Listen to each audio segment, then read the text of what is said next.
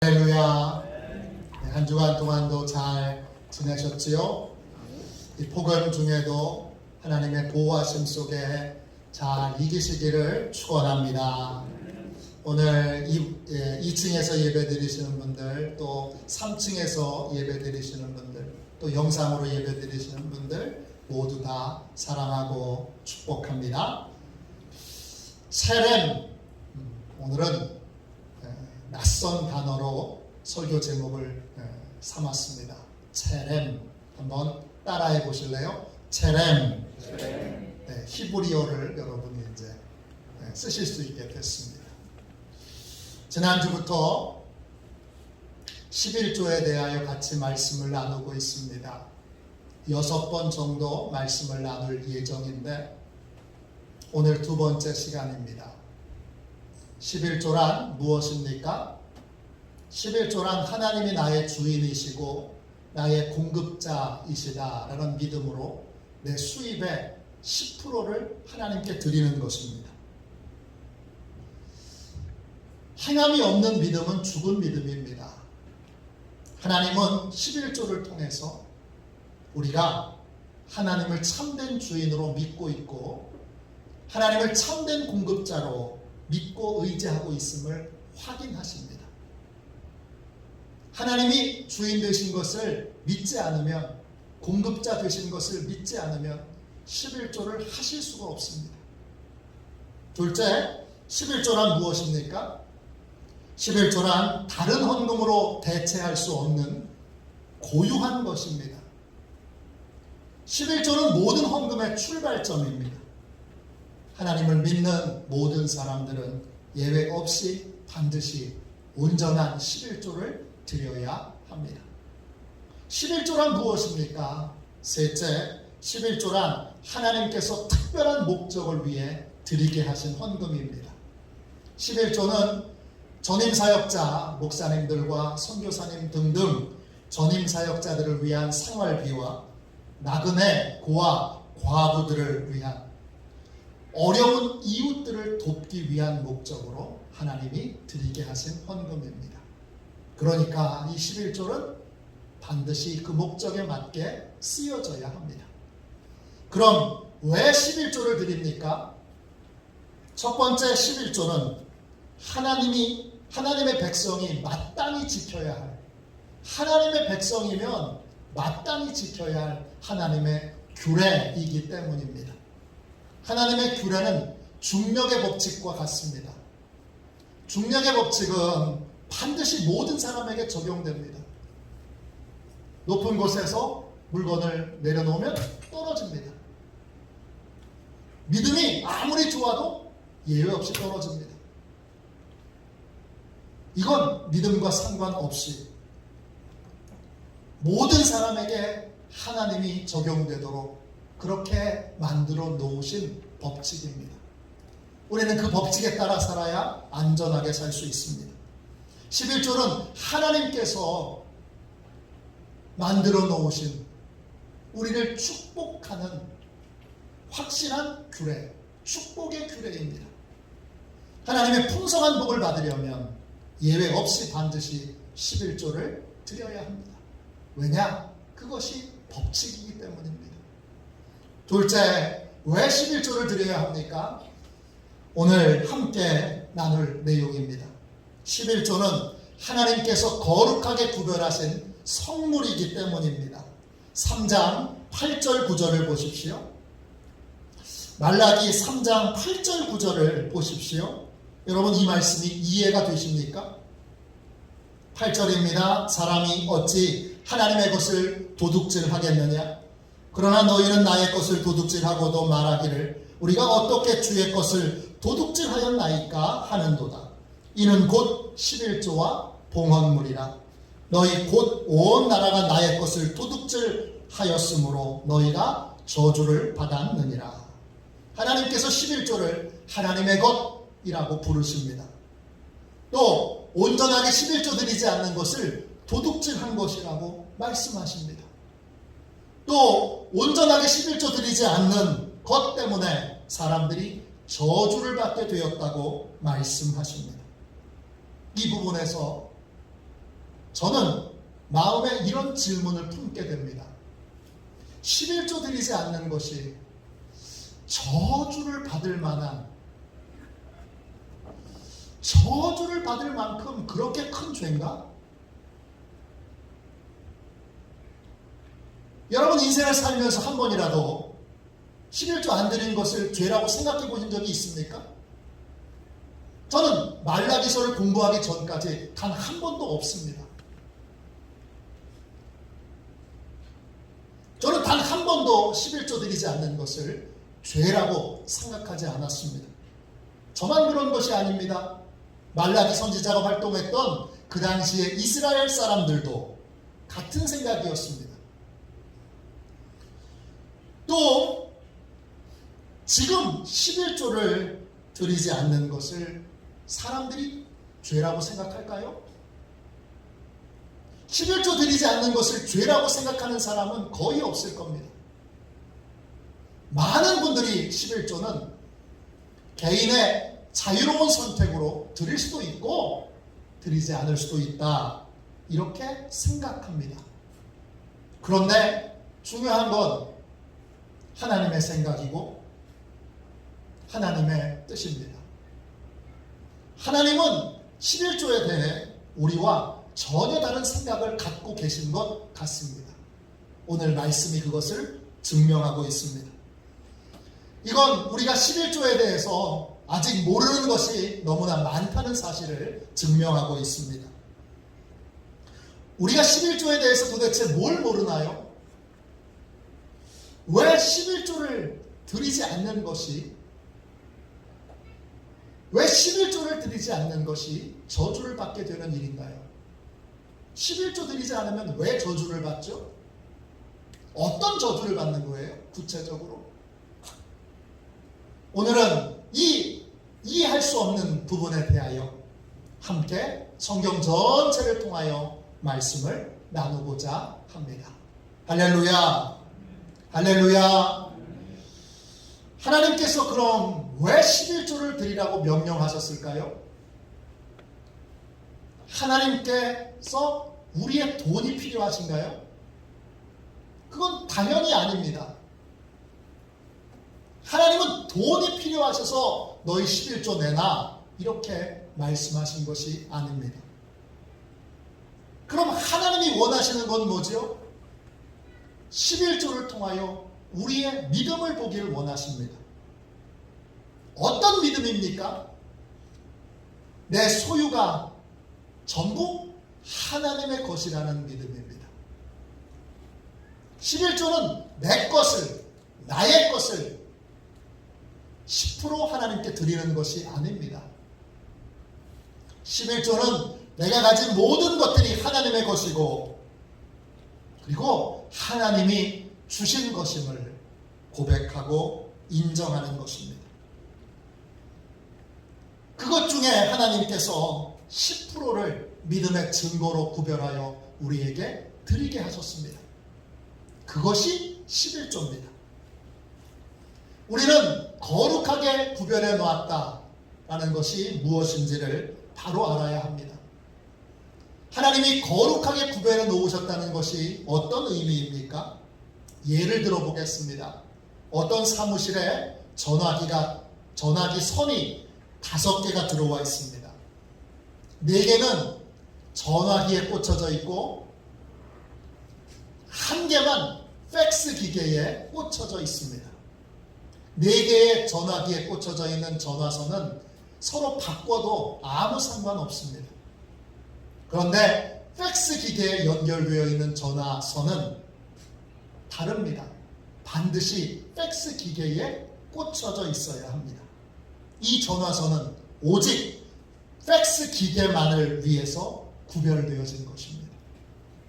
거룩하게 구별되었다라는 것은 특별한 목적을 위해 따로 구분해 놓았다는 뜻입니다. 정해진 목적 외에는 다른 것으로는 사용될 수 없는 것, 그것이 거룩한 것입니다. 그 거룩한 것에 반대되는 건 뭐지요? 일상적인 것입니다. 거룩이란 일상적인 것과는 구별되는 것입니다. 거룩한 것과 일상적인 것이 서로 섞이면 안 됩니다. 거룩한 것은 반드시 그 정해진 목적에 따라 사용되어야 합니다. 11조는 거룩한 성물입니다. 하나님께서 따로 거룩하게 구별해 놓으신 것입니다. 하나님을 주인이라고 고백하는 사람들을 위하여, 하나님께서 우리의 필요를 다 채워주시는 공급자이심을 고백하는 사람들을 위하여 하나님이 따로 구별해 놓으신 것이 11조입니다. 우리는 온전한 11조를 드림으로 내가 돈을 의지하는 사람이 아니라 하나님을 의지하는 사람이고, 내가 돈을 섬기는 사람이 아니라 하나님을 섬기는 사람이고, 내가 돈을 축복의 통로로 믿는 사람이 아니라 하나님을 축복의 통로로 믿는 사람임을 하나님 앞에 입증하는 것입니다. 온전한 11조를 드림으로 나는 물질로 사는 사람이 아니라 하나님의 공급하시는 은혜로 사는 사람임을 하나님께 인정받게 되는 것, 그것이 11조입니다. 하나님은 거룩하게 구별해 놓으신 것을 다른 목적으로 사용하지 못하도록 금해 놓으셨습니다. 레위기 27장 28절부터 30절까지 말씀을 보십시오. 스크린에 있습니다. 28절입니다. 어떤 사람이 자기 소유 중에서 오직 여호와께 온전히 바친 모든 것은 사람이든지 가축이든지 기업에 바치든지 팔지도 못하고 무르지도 못하나니 바친 것은 다 여호와께 지극히 거룩함이며 온전히 바쳐진 그 사람은 다시 무르지 못하나니 반드시 죽일지니라. 그리고 그 땅의 10분의 1 곧 그 땅의 곡식이나 나무 열매는 그 10분의 1은 여호와의 것이니 여호와의 성물이라. 어떤 사람이 하나님께 가축을 드렸습니다. 밭을 드렸습니다. 하나님께 드리는 그 순간부터 그것은 거룩한 하나님의 것이 됩니다. 그러면 다시 무르지 못합니다. 하나님께 바쳐진 것은 하나님의 것이기 때문에 반드시 하나님의 목적과 뜻에 맞게 사용되어져야 합니다. 하나님께 바쳐졌다, 그 바쳐졌다는 말의 뜻이 히브리어로 체렘입니다. 오늘 말씀의 제목입니다. 뜻은 바쳐졌다, 헌신되었다라는 의미도 있지만 금지되어진 것, 저주가 걸린 등의 의미도 있습니다. 하나님께 바쳐진 것은 반드시 하나님의 뜻과 목적에 맞게 사용되어야 합니다. 만일 하나님께 바쳐진 것이다 이렇게 말하면서도 하나님의 뜻대로 사용하지 않는다면 저주를 받게 됩니다. 그러므로 하나님께 차량으로 구별해 놓으신 것, 하나님께서 이것은 나의 것이다 이렇게 구별해 놓으신 것은 반드시 하나님께 드려야 하고 반드시 하나님의 목적에 맞게 사용되어져야 합니다. 이스라엘 백성들이 출애굽을 해서 가나안 땅에 들어가서 가나안 땅을 정복할 때 하나님께서 여리고성을 차렘성으로 지정해 놓으셨습니다. 여호수아 6장 17절 18절 보십시오.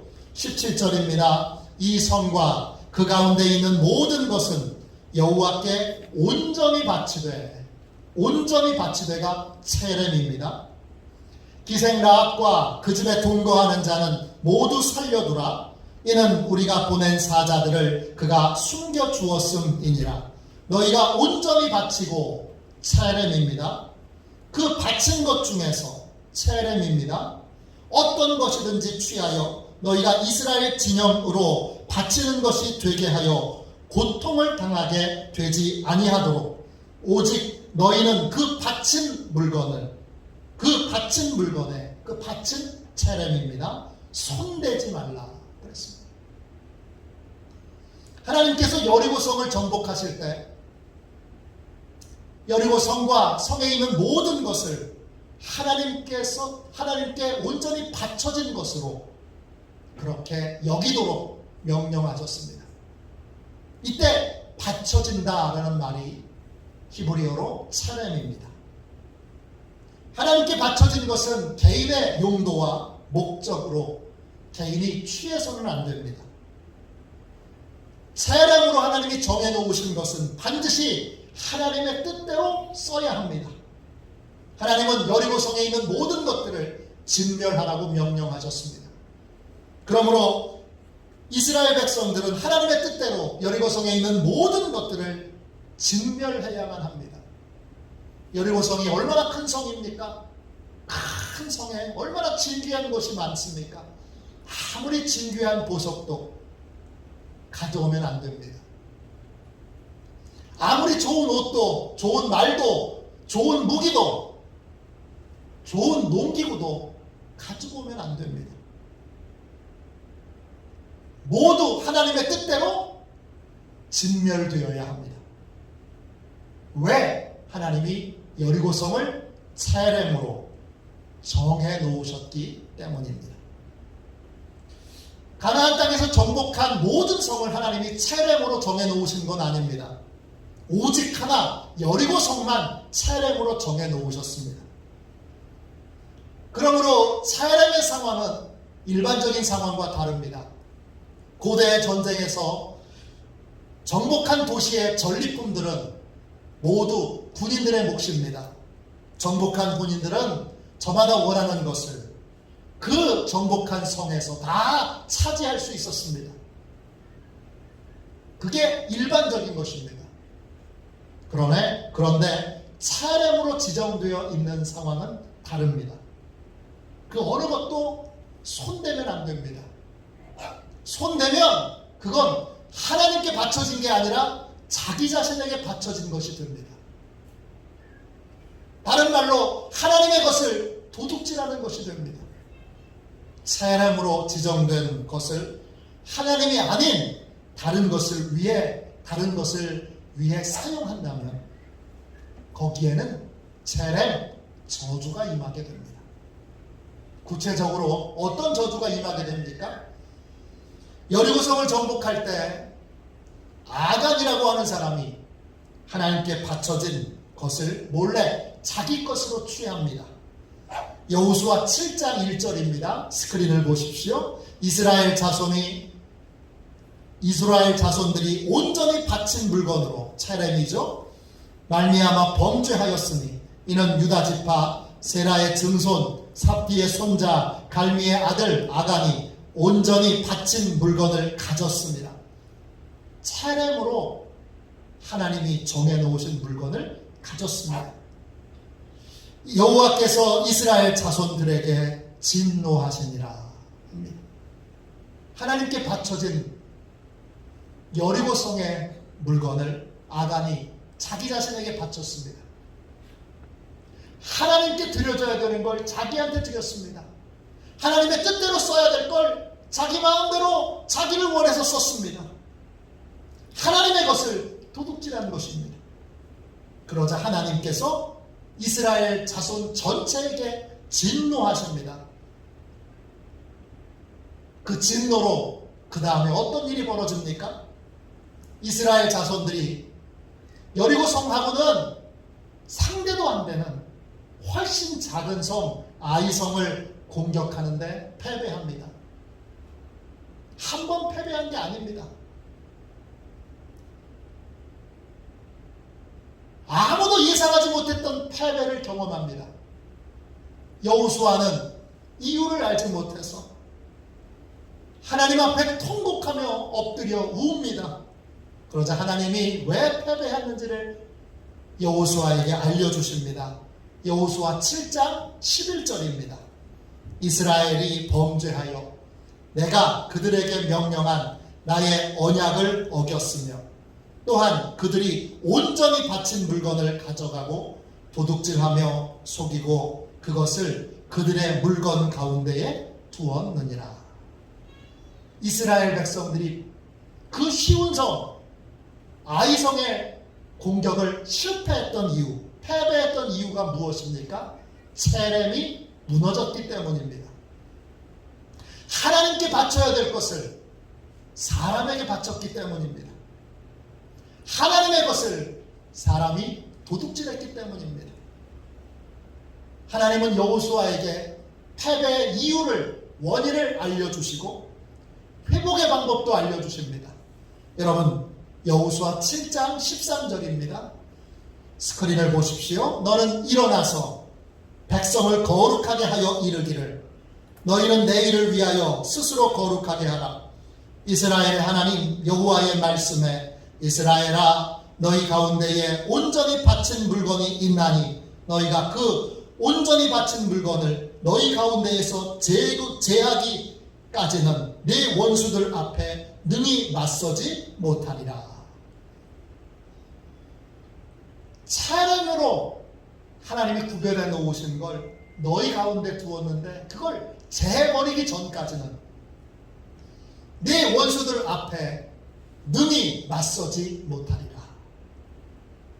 패배하는 삶을 끊고 싶다면, 이제 무기력하고 무능한 삶에서 벗어나고 싶다면, 전쟁에서 승리하는 삶을 살고 싶다면 하나님이 말씀하십니다. 체렘을 회복하라.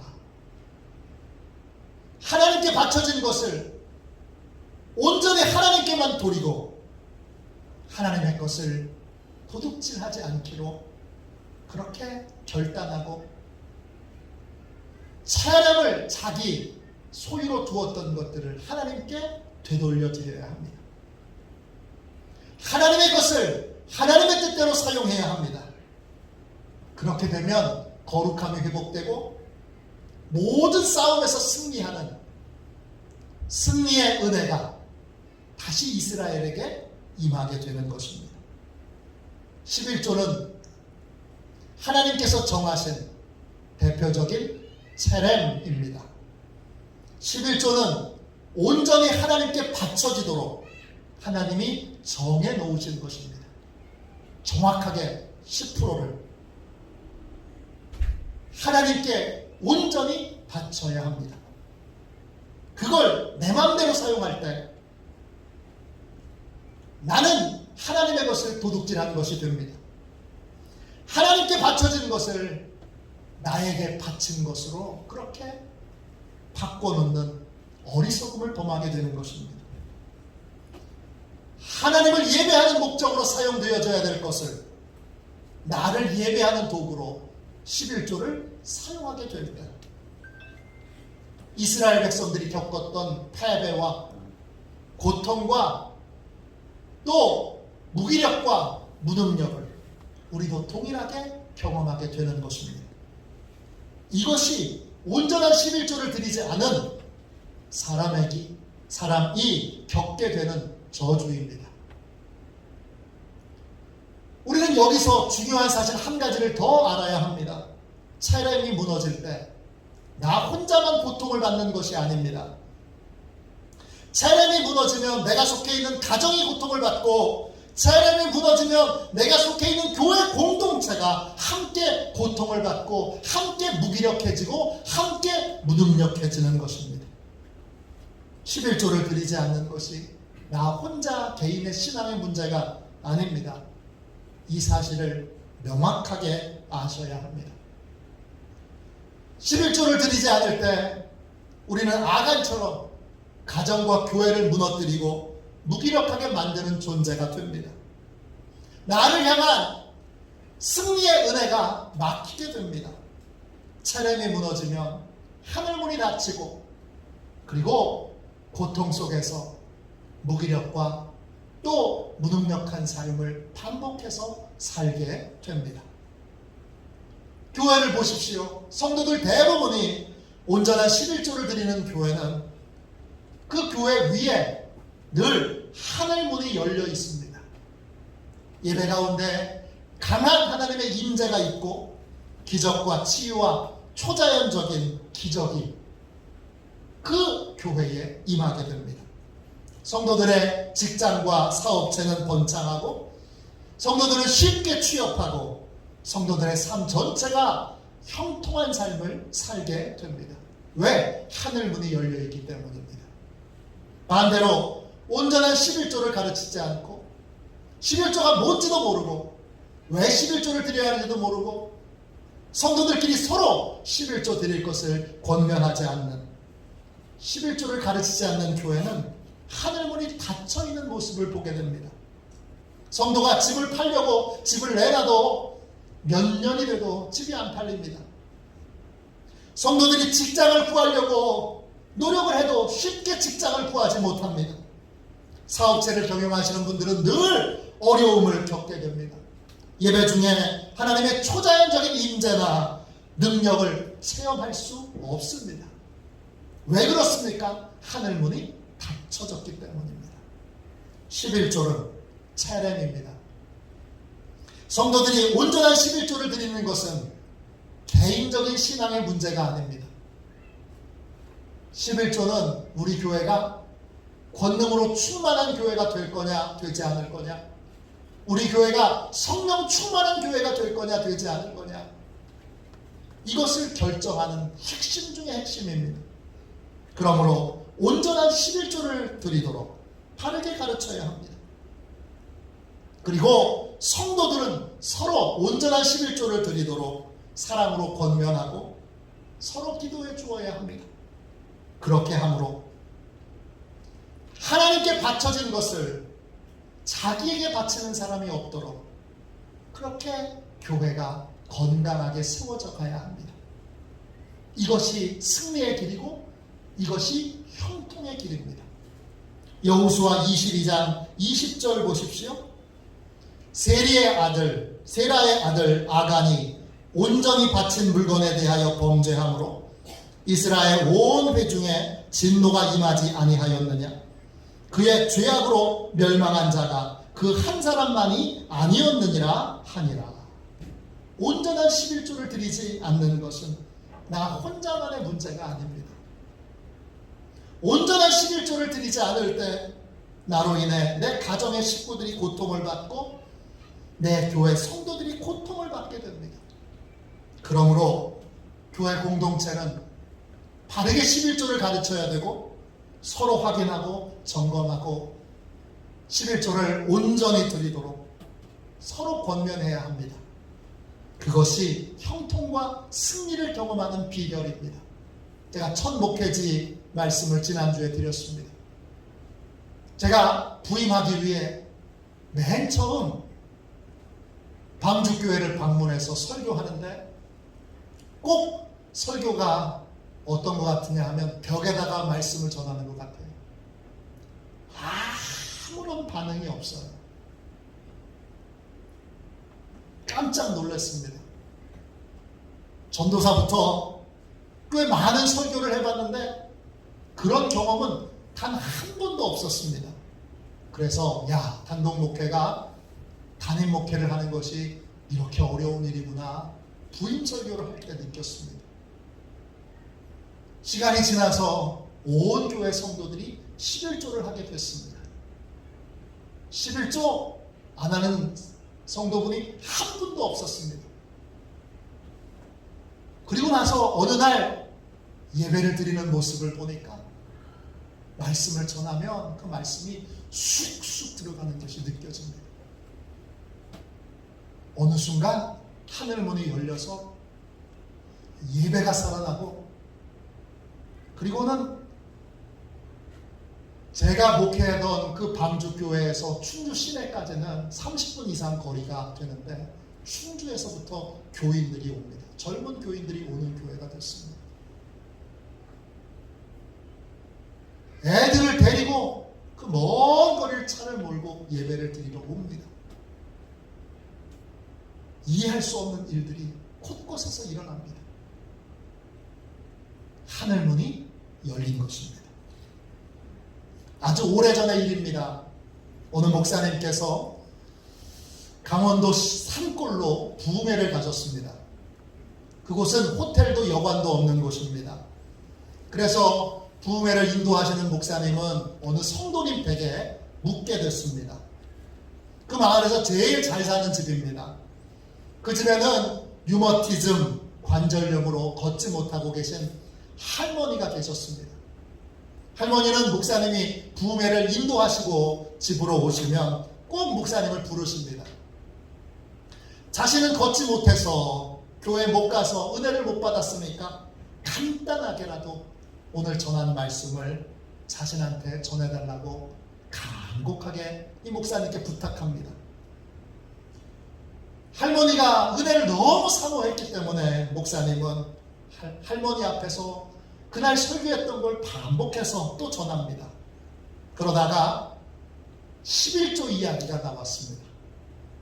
목사님께서 11조 설교를 전하시는데 그 순간 할머니의 눈이 반짝반짝 빛납니다.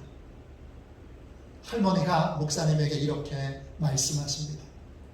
목사님, 저는 오랫동안 다리를 고쳐달라고 하나님께 기도해 왔습니다. 그런데 아무런 응답도 받지 못했습니다.